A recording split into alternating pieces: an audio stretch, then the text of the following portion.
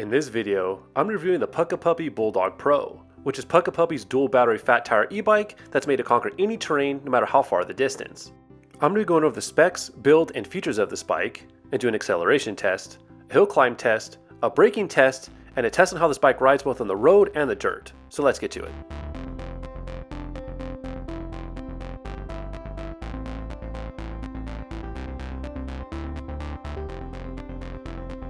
So the Bulldog Pro comes in a pretty big bicycle shipping box, and it is heavy, so make sure to be careful when moving, and I do recommend having someone help you move it.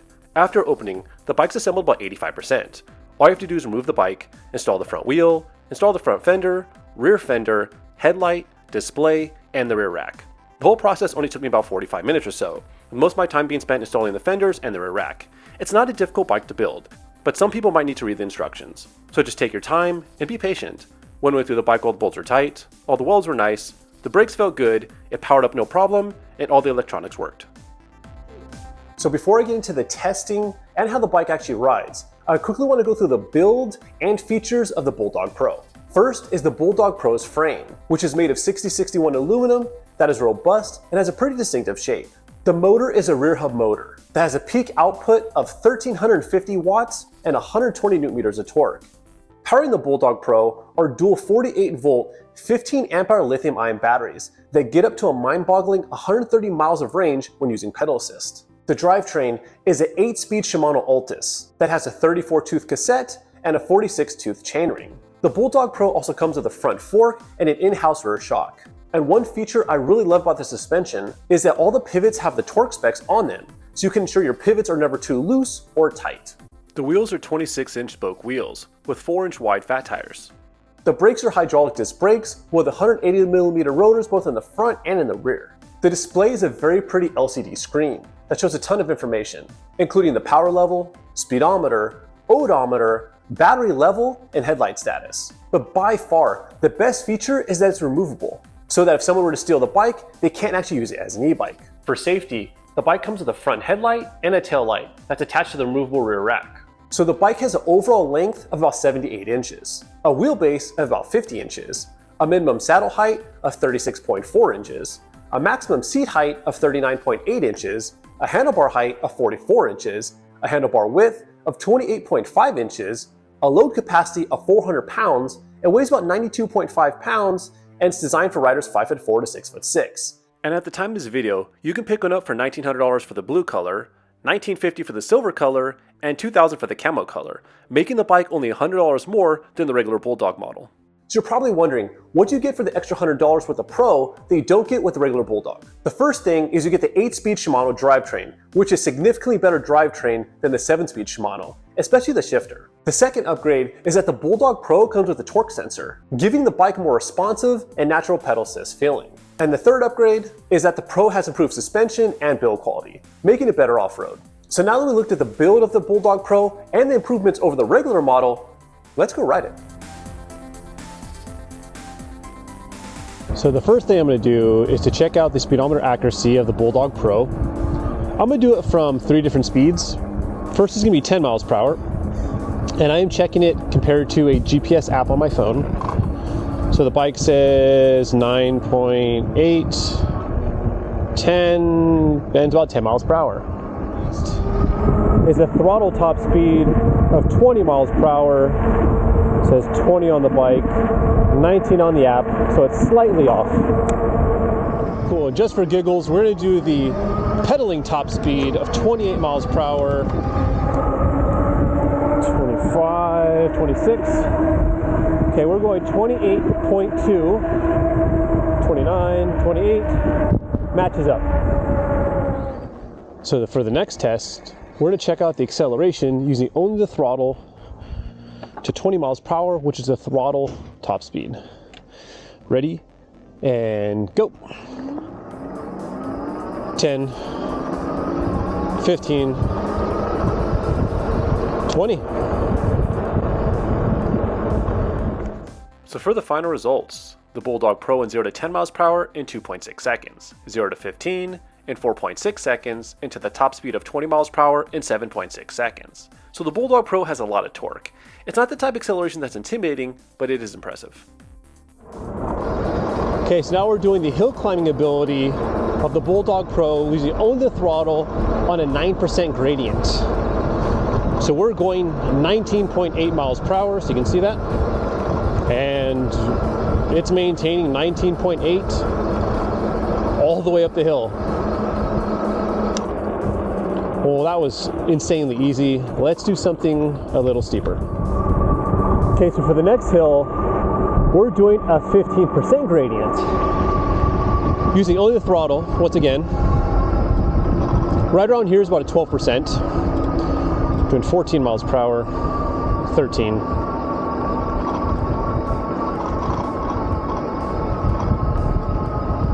So now we're hitting the steep stuff. This is a 15% gradient. 11 miles per hour. Oof. 9.9, 10.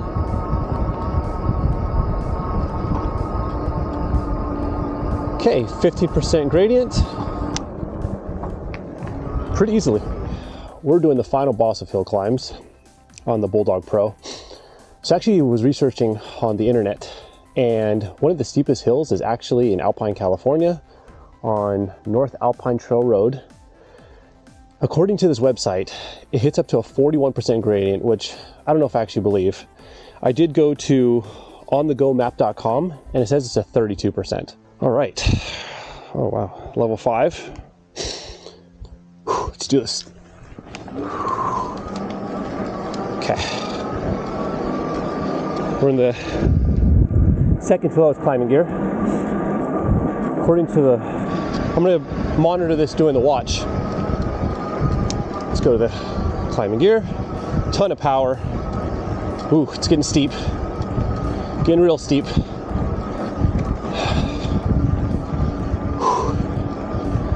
I think we're hitting the steepest part of the climb, and quite honestly, this bike just muscles up this hill. We have 1,350 watts of power. Wow.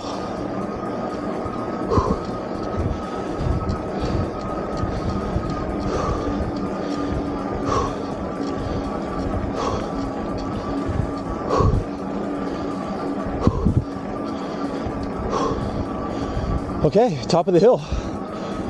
I guess a 32% gradient. Did it pretty easily. Next was the braking test, which I want to do from 3 different speeds. First was from 10 miles per hour, which the bike did in an impressive 6 feet. Next was from 20 miles per hour, which is the factory throttle top speed and the class 2 limit, which the bike stopped in 17 feet. And last was from the class 3 top speed of 28 miles per hour, which the bike did in 33 feet. So overall, I was really impressed with the stopping power of the bike. The brakes were made by a company named Logan, and they're strong with minimal skidding and drama.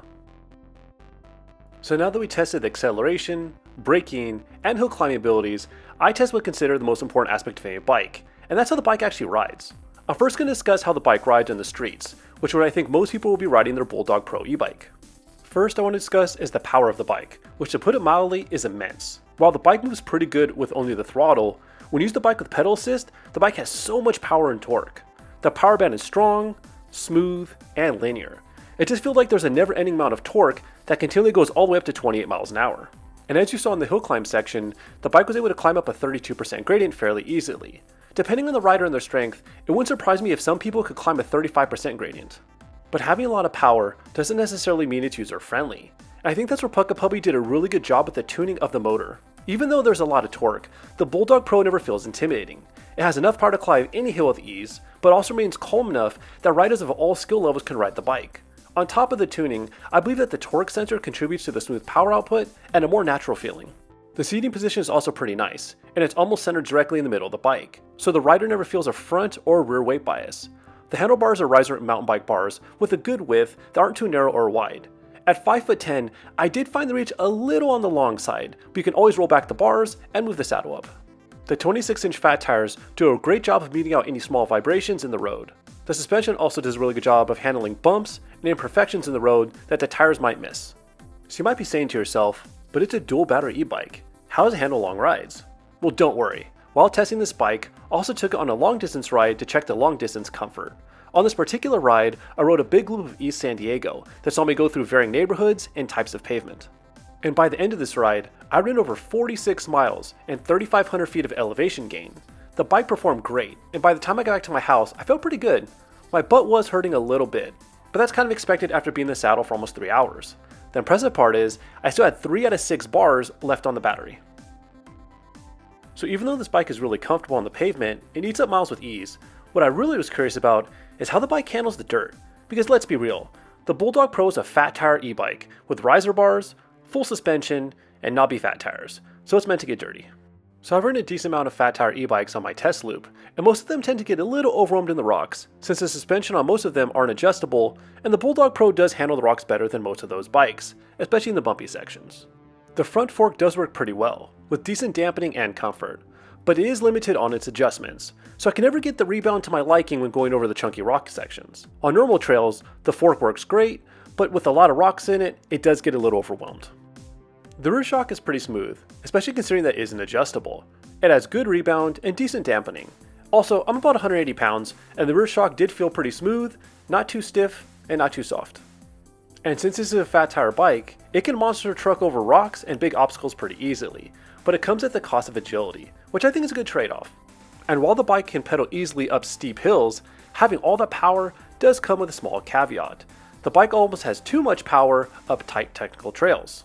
I noticed that going up some tighter paths with a lot of rocks and obstacles, it was a little hard to control the bike with its massive power. It's still manageable, and the torque sensor does make a big difference in controlling the power. But even so, on these tight, slow trails with rocks in them, it is challenging to manage the amount of torque that the bike puts out. But as a whole, the bike performed great in the dirt and has a pretty smooth and compliant ride as long as you avoid big rocks. I wouldn't recommend the bike for technical mountain bike trails, but for regular dirt trails and roads, it's perfect. Overall, I was really impressed by the features, build, and overall quality of the Puckipuppy Bulldog Pro. The bike feels really high quality, and I love that Puckipuppy actually built a fat tire e-bike with some great features. The motor has an insane amount of torque, especially when using the pedal assist. There's a lot of power, and it provides a lot of grunt, and it's really easy to climb most hills with ease. And since the bike has a torque sensor, the power is smooth and linear, and it never feels peaky and keeps the output manageable to almost any rider. The only thing I wish the Bulldog Pro had was giving me the ability to adjust the speed for each pedal assist level. For example, level 4 assist provides assistance up to 18 miles per hour, and level 5 goes to 28. For me, I would have loved if level 4 went to 22 miles per hour because I felt that level 5 was just too much power for cruising around 20 miles an hour, and level 5 does drain the battery much faster. And speaking of the battery, you're probably wondering how many miles I got from the bike. So throughout my testing, I rode basically only level 4 pedal assist and level 5 in climbing steep hills.